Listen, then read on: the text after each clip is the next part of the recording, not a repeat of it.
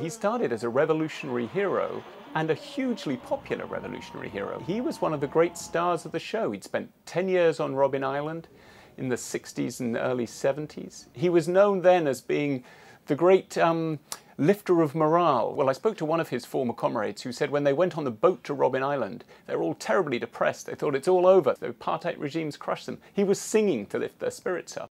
I will be faithful to the Republic of South Africa.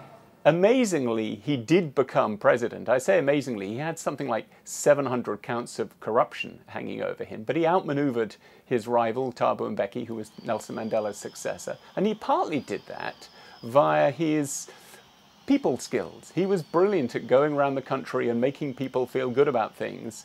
They'd felt neglected by Thabo Mbeki, who was a bit of an austere, chilly figure. And I remember meeting Zuma several times in those years, and he's a master politician at saying all the right things and making you feel at ease. And I was asking him about, FT issues to do with investment, and he'd chuckle and say, "Oh, don't you worry, I believe in investment, and we'll do this and we'll do that." And so he sort of mollified some of his critics, but all the while he was presiding over an increasingly corrupt system. You and your government don't represent me.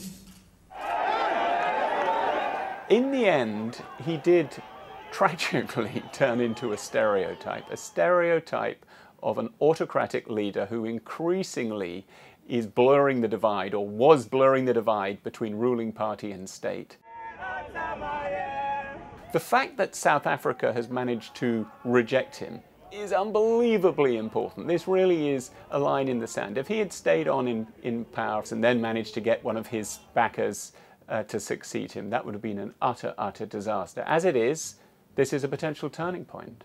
He was the president of South Africa at a time when South Africa was the unofficial leader of the continent, and the world had high expectations of it, and he blew it utterly. So he will go down in history as an utterly corrupted and disgraced leader who led South Africa several steps in the wrong direction. And it's not yet clear that South Africa can recover the ground that it lost under Jacob Zuma.